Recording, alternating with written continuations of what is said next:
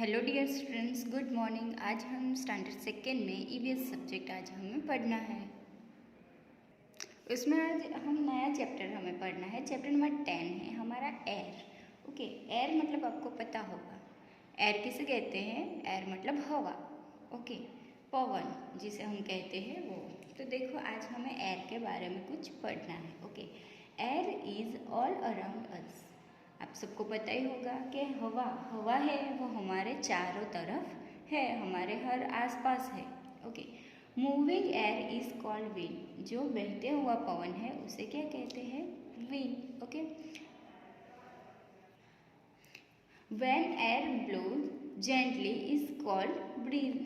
मतलब कि जो हवा है वो धीमे धीमे चलती है उसे क्या कहते हैं? ब्रीज। ब्रीज मतलब उसे कहते हैं मंद पवन। मंद पवन हम कह सकते हैं या फिर समीर कह सकते हैं। ओके, अब आगे देखो, when wind blows very fast with thunder and lighting it is called a storm.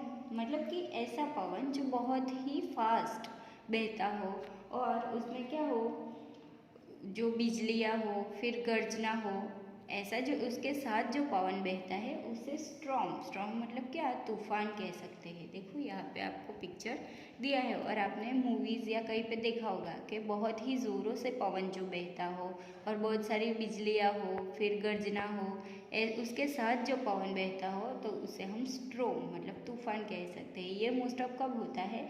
जब बारिश की सीज़न होती है तब ये होता है। ओके, बहुत ही फास्ट में पवन बहता है। अब आगे देखो, यहाँ पे है कि एयर हैज़ अ स्पीड। मतलब कि जो पवन है उसकी गति होती है, स्पीड होती है। वो हमें कैसे पता चलता है?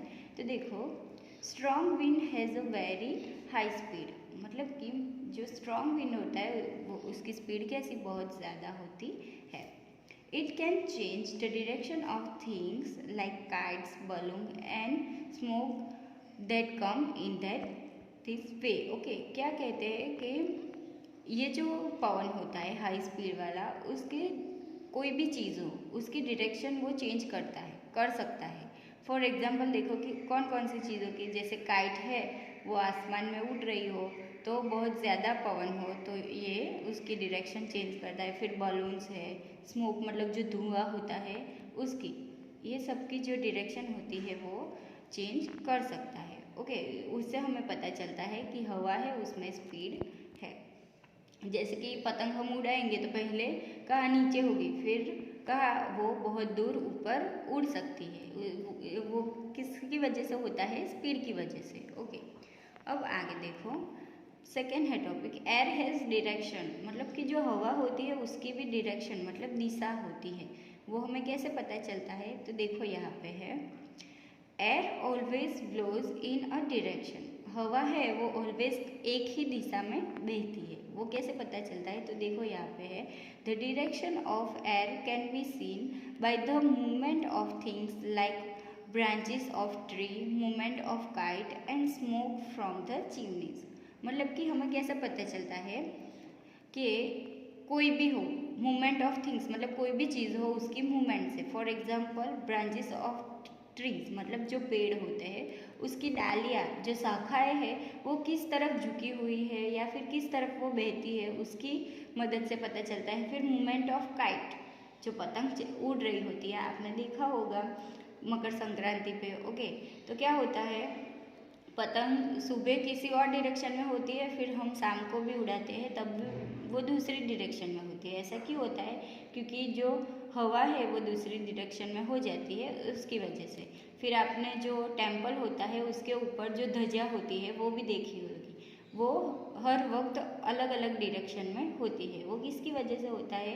हवा जिस तरफ होती है उसकी वजह से। फिर स्मोक फ्रॉम द चिमनीज, मतलब कि जो चिमनी होती है उनमें से जो धुआं निकलता है वो भी जिस डायरेक्शन में हवा होगी उसी डायरेक्शन में वो निकलता है। ओके, फिर बहुत सारी जो फैक्ट्रीज होती है उनमें से भी जो धुआं निकलता है वो भी आपने देखा होगा।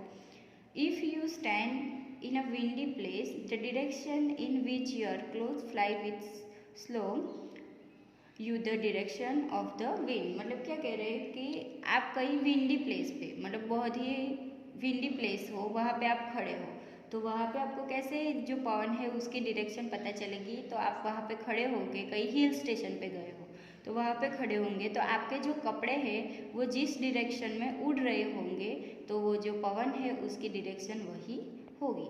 ओके ओके, अब आगे देखो, आगे है air has a force. Force मतलब आपको पता होगा बल, कोई भी चीज़ हो जिसे हम फोर्स करते हैं वो फोर्स का मतलब क्या है, यहाँ पे है बल। Moving air has a lot of force in it, मतलब कि जो मूविंग बहती हुई हवा होती है उसमें बहुत ज़्यादा बल होता है।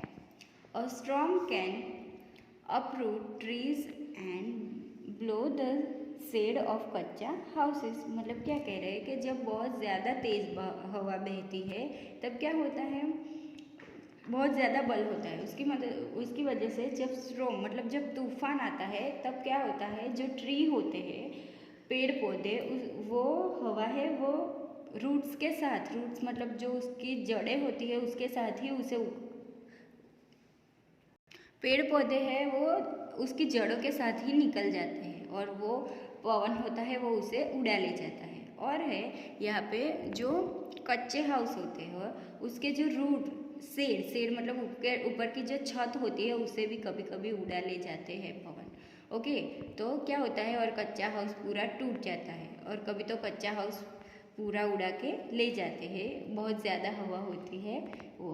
ओके डियर स्टूडेंट्स, आप सबने देखा होगा कि कभी तूफान आता है कि कहीं भी चीज़ हो वो उड़ के कहीं पर भी चली जाती है, तो इसकी वजह से हम कह सकते हैं कि एयर हैज़ अ फोर्स, मतलब कि हवा में बल भी होता है। तो डियर स्टूडेंट्स देखिए हमने एयर के डिफरेंट टाइप्स वो। अब आगे देखो यहाँ पे कंप्लीट द फ्लो चार्ट, आप हमें यहाँ पे एक फ्लो चार्ट दिया है वो कंप्लीट करना है। मूविंग एयर, मूविंग एयर के डिफरेंट यहाँ पे टाइप दिए हैं। तो फर्स्ट यहाँ पे दिया है विंड, तो दूसरे दो हमें लिखने हैं। तो पहले है विंड, फिर क्या आएगा, विंड मतलब पवन, फिर है स्ट्रोम, स्ट्रोम मतलब जो तूफान में जो पवन होता है वो, तो स्ट्रोम। और तीसरा हम लिखेंगे क्या, ब्रीज, ब्रीज का मतलब मंद पवन, मतलब धीमी धीमी गति से जो पवन बहता है वो। ओके, तो ये हो गए डिफरेंट एयर के टाइप। ओके डियर स्टूडेंट्स, तो आज हम यहीं तक पढ़ेंगे, आगे का जो है टॉपिक वो नेक्स्ट वीडियो में हम देखेंगे। Thank you.